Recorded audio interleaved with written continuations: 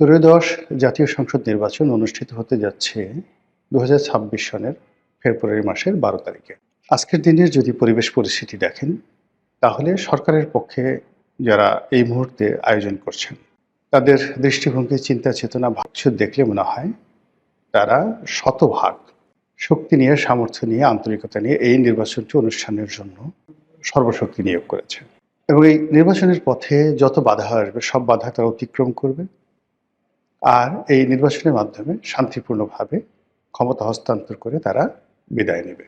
অনেকে যারা দীর্ঘদিন ধরে এই সরকারের কর্মকাণ্ড নিয়ে সন্দেহ প্রকাশ করেছিল, যারা সন্দেহ করেছিল যে সরকার ৫ বছর থাকবে, ৫০ বছর থাকতে চায়, এত সহজে যাবে না, ইদানিংকালে ডক্টর মোহাম্মদ ইউনূস এবং তার যারা সঙ্গী সাথী রয়েছেন, তাদের যে দৃষ্টিভঙ্গি, তাদের যে বাস্তব কর্মকাণ্ড, তাতে মনে হচ্ছে যে ইমিনেটলি দ্বিতীয় বিশ্বযুদ্ধের পর ভারতকে স্বাধীনতা দেওয়ার জন্য যেভাবে পাগল হয়ে গিয়েছিলেন এবং ভারতের ভাইসরয় লর্ড মাউন্টব্যাটেন যেভাবে তড়িঘড়ি করে ভারতের মধ্যে বিভক্তি ঘটিয়েছিলেন, যেভাবে আফগানিস্তান, পাকিস্তান, বাংলাদেশ, ভারত এই সীমানাগুলো চিহ্নিত করে তড়িঘড়ি করে যেভাবে ভারতকে স্বাধীনতা দিয়ে তারা চলে গিয়েছিলেন, ঠিক একই অবস্থা এখন বর্তমান সরকারের ক্ষেত্রে প্রযোজ্য।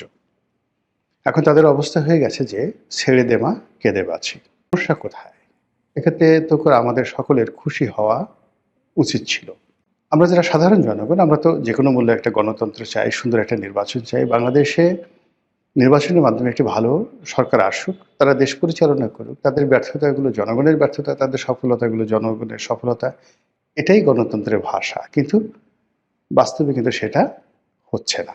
এর কারণ হলো যে এই মুহূর্তে সরকার তাড়াহুড়ো করতে গিয়ে যে আচরণগুলো করছে, তাতে করে স্পষ্টতই বোঝা যাচ্ছে যে তারা একটি বিশেষ দলকে ছাড় দিতে চাচ্ছে। এবং এর ফলে কি হলো, তাদের দীর্ঘদিনের মিত্র জামায়াত ইসলামী এবং অন্যান্য যে সকল সংগঠন ছিল, এনসিপি সহ, তাদের জন্য এটা ইজ্জত কা সওয়াল হয়ে পড়েছে। এবং গত ১৭ মাস ধরে ইউনূস সরকারের সকল কর্মকাণ্ডে তারা নৈতিক সমর্থন জুগিয়েছে, লজিস্টিক সাপোর্ট দিয়েছে এবং এই সরকারের হাতকে শক্তিশালী করার জন্য গোপন এবং প্রকাশ্যে যা কিছু করা দরকার সব কর্মকাণ্ড তারা করেছে।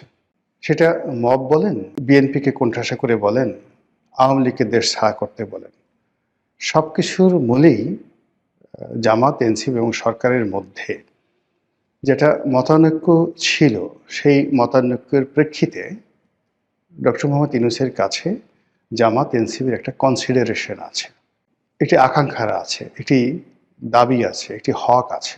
সেই হক যে জামাত এবং এনসিপিকে রাজনৈতিকভাবে প্রতিষ্ঠিত করতে হবে এবং তাদের যে কর্মকাণ্ড গত ১৭ মাসে, এই কর্মকাণ্ডের একটা ইন্ডিমিউনিটি দিতে হবে এবং আগামীতে যারাই রাষ্ট্র ক্ষমতায় আসুক, সেই সরকারে জামাত এবং এনসিপির একটা অংশগ্রহণ থাকতে হবে শতভাগ, অথবা জামাত এনসিপি সরকার গঠন করবে। এরকম একটা বিশ্বাস নিয়ে, এরকম একটা আস্থা নিয়ে, এরকম একটা কোঅপারেশন নিয়ে গত ১৭ মাসে অনেক যে রাজনীতির উত্থান পতনে, রাজনীতির মেরুকরণে যমুনার যে জোয়ার ভাটা, কখনো ডানে গেছে, কখনো বামে গেছে। এখন সেই যমুনার যে স্রোত, সব কিছু বাদ দিয়ে, নদী, নালা, খাল, বিল সব কিছু বাদ দিয়ে একটি বিশেষ জায়গাতে ধাবিত হচ্ছে বলে জামাতের লোকজন, এনসিপির লোকজন তারা গোস্বা করেছে। এবং সঙ্গতির কারণেই সরকার যে তাড়াহুড়ো করছে, সেই তাড়াহুড়ো করে বিএনপির কাছে যত দ্রুত ক্ষমতা হস্তান্তর করা যায়, তারেক রহমান সাহেবকে যত দ্রুত প্রধানমন্ত্রী বানানো যায়, তার জন্য সরকারের সর্বোচ্চ চেষ্টা। ভালো কথা, এটা হতে পারে এবং এটা হয় স্বাভাবিক। এই কারণে যে বিএনপি এই মুহূর্তে বাংলাদেশের বড় দল, আর বড় দলের প্রধান তিনি তো প্রধানমন্ত্রী হবেন, তাহলে কে প্রধানমন্ত্রী হবে তিনি ছাড়া? শেখ হাসিনা, নাকি জামাতের আমির, নাকি এনসিপির জনাব নাহিদ, কিংবা ধরুন স্বয়ং ডক্টর মোহাম্মদ ইউনূস? এটা হয় না। তো এই যে বাস্তবতা, সেই বাস্তবতা কিন্তু গত ১৭ মাসে আমরা সেটা দেখিনি। আমরা যেটা দেখেছি যে আওয়ামী লীগ তাদের 35% ভোটার, সহযোগিতার ভোটার আছে আরও 15%, সব মিলিয়ে 50% ভোটার মাঠের বাইরে। বিএনপির 35% ভোটার আছে, 50 আর 35 85। 85% ভোটারের উপরে বাকি 15% ভোটার, যার মধ্যে রেজিমেন্ট ভোটার সংখ্যা 4 থেকে 5%। জামাতের ভোট বাংলাদেশে 4 থেকে 5%। তো এই 4 থেকে 5% রেজিমেন্টাল ভোট মানে সংগঠিত ভোট, এর বাইরে এলোমেলো, সেটা চরমোনাই হতে পারে, অন্যান্য ইসলামিক দলগুলোর ভোট হতে পারে, সব মিলিয়ে নট মোর দ্যান 15%।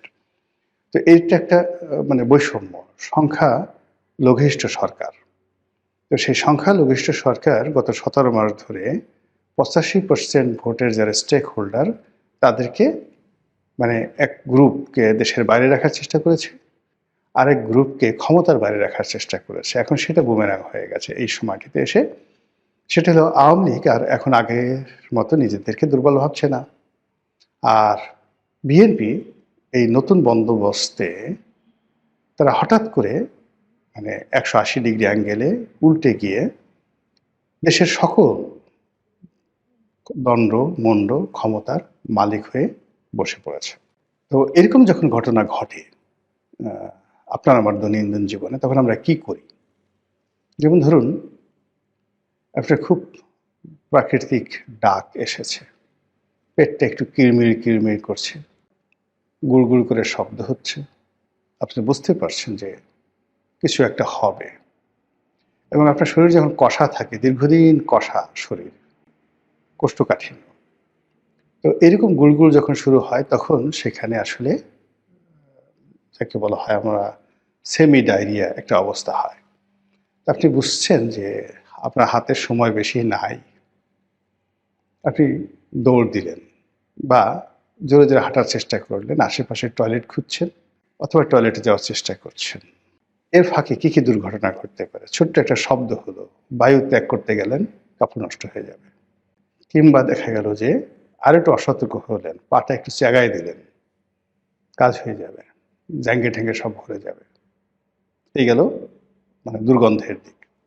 খুব সুস্বাদু গরুর মাংস, পোলাও, রোস্ট অথবা চিকেন ফ্রাই একেবারে গরম গরমই খেতে হবে, এইমাত্র কড়াই থেকে ভেজে দিয়েছে, এখনই আপনার খেতে হবে। যারা এগুলো খেতে পারবে না তারা ধরেন বড়া, পেঁয়াজু, বেগুনি, গরম গরম কোনো একটা কিছু, কিংবা ধরেন চা, খুব একদম ঠান্ডা হয়ে গেছে, হিমশীত হল, আপনি একটু চা খাবেন। তো তখন যদি আপনি তাড়াহুড়ো করতে যান, কি হবে? আপনার মুখ পুড়ে যাবে, তাড়াহুড়ো করতে গেলেই মুখ পুড়ে যাবে।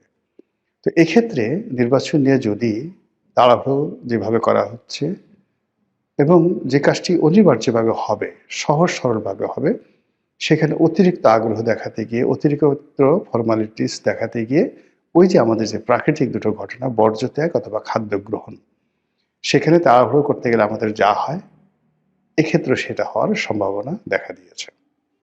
২ নম্বর হলো যে আমাদের অতীতে বিএনপির জন্য আসলে একটা জিনিস দেখবেন, জমে জম টানে।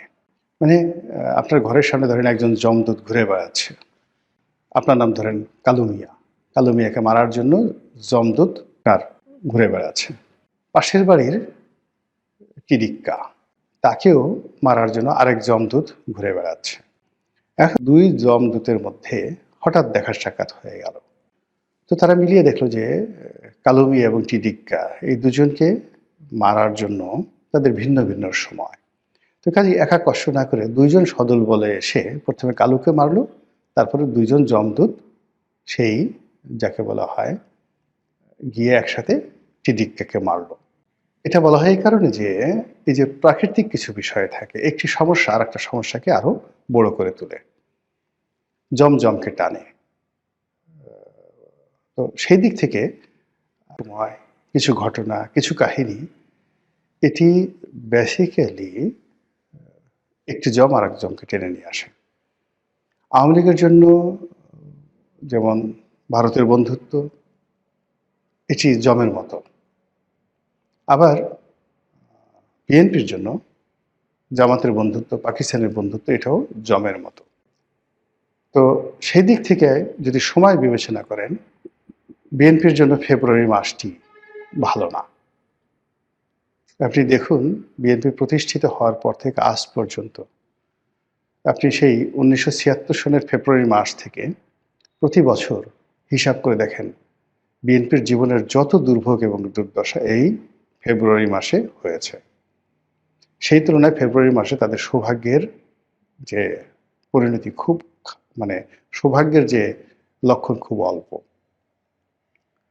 আবার অন্যদিকে যদি আপনি জামাতের জন্য যদি সময়টা ধরেন, তাহলে জামাতের জন্য নভেম্বর, ডিসেম্বর মাস হলো ভীষণ রকম খারাপ সময়।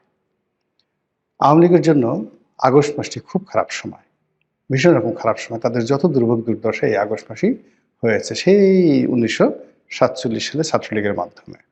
এনিওয়ে, বিএনপির যে একটা